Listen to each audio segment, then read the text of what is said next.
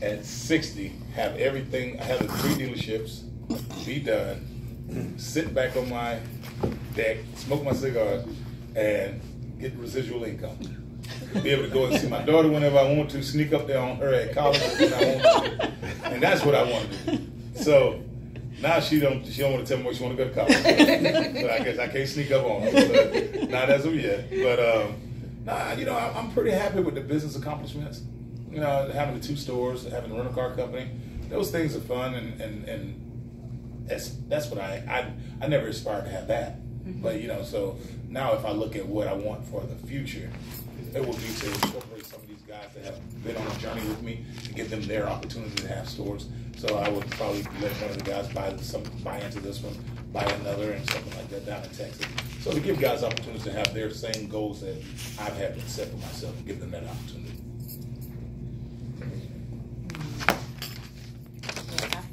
I don't know if you. Okay. I forgot to give that to you before. No, I have a question. Okay. Sorry. So like, I feel like what you would want to look at even like the next few years. Like, what do you want your legacy to be? Like, what do you want to be remembered by? That's good. That's pretty good. And this is twofold. So I have 2 aunts. Both of them passed away. One most recently, one about 10 years ago. So I go to the funeral to the first one, and I was a pallbearer. And you couldn't get in the church. There was so many people. You couldn't get in the church. They had as many people outside as they had inside. One of my aunts that was not well off, the one that we used to go stay with in the weekends, wasn't well off, but took care of everybody in the neighborhood, and everybody loved him. So she had a lot of people there. So I went to New York to another funeral, my other aunt, who had some levels of wealth. We get in the funeral procession. The church was not that big, so it was very few people. And we get in the church with the funeral procession, and they have the hearse, our car, a car, and our car. So when we're riding, it's only 3 cars in the procession. We get to the funeral, 1 car peels off because they wasn't with us in the first place, so now it's only 2 cars. So I'm like, goodness gracious, we get there and we do the ceremony. It took 8 minutes for them to do that second part of the burial.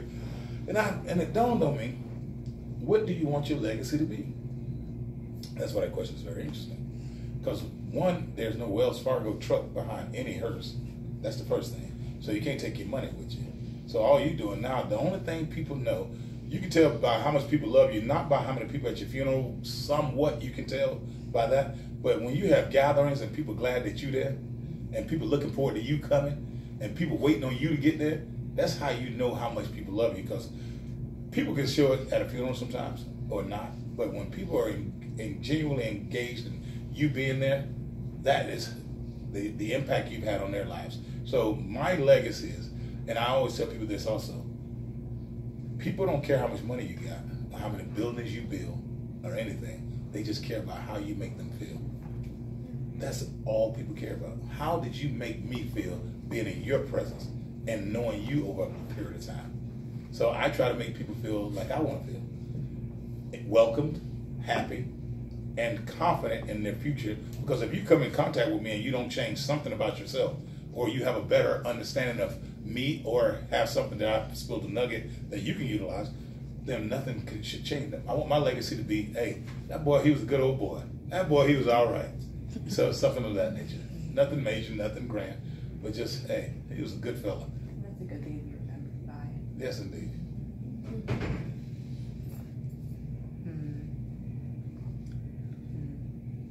Like, and you haven't been in Phoenix for a long, or this isn't Phoenix. Well, it makes it right here. Are you doing anything like around here, like in the community?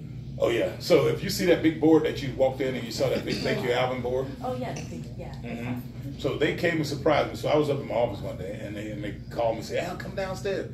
I'm like, okay, who is this? And I knew it was the people from the Midwest Food Bank.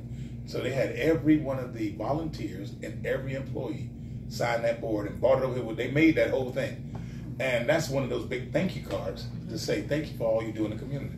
So we've done things I do things with the food bank. I have 2 food banks here. And then we do things with, obviously, the Cadillac Visual.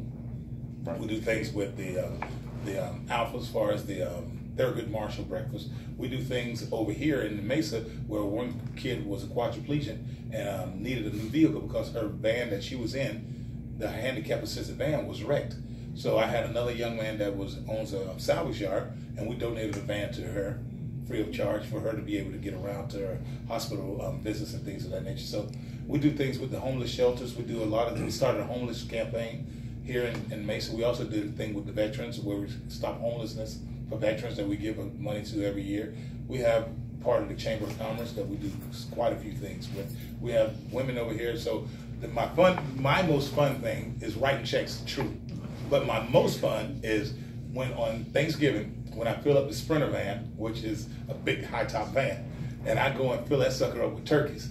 So I go in the Walmart over here off of Mesa Drive. They don't give me nothing. I buy 500 turkeys, and then I bring those turkeys and I go Desert Ridge. I have kids over there that don't get a chance to have those holiday meals. I go to 4 different churches, and I go over to the Union Hall. I call it Union Hall. It's the Veterans Hall out there, 57th, whatever it is. But I go over there and give out turkeys there. So and those things are just fun because I can give out those turkeys and see the people that are going to be receiving it. And we give it to Lazaro's place, and we give them turkeys and bikes. So we do a lot of stuff of that nature. Not the stuff that we want people to see. Mm-hmm. It's stuff that you just do. You want to be impacting somebody's life. Mm-hmm. A meal like that can go a long way for somebody that don't have that opportunity. But we want to be assisting in doing those things. Yeah. Those are all my questions. I guess I could ask something else. Okay, no problem.